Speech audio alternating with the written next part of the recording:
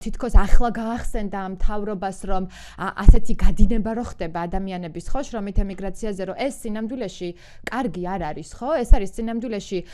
დამახასიათებელი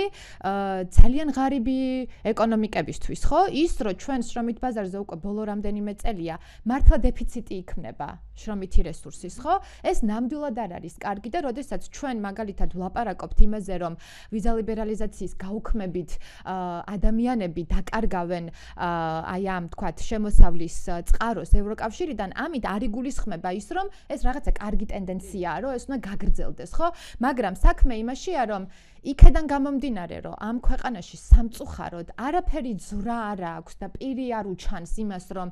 ეს ხელისუფლება მით უმეტეს ამ ხელისუფლების პირობებში ან შეიქმნება უფრო მეტი დასაქმების ადგილები, ან უკეთესი დასაქმების პირობები და ხელფასები გაჩნდება, აი ამ პირობებში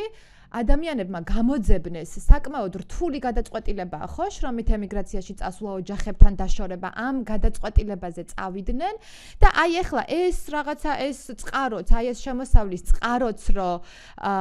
გადაეკეტებათ ოჯახებს, ეს არის ტრაგედია, თორე იმას არავინ არ მიესალმება, რომ გაგრძელდეს აი ეს მასიური გადინება ქვეყნიდან და ეს იყოს რაღაცა შეუქცევადი განგრძობითი პროცესი.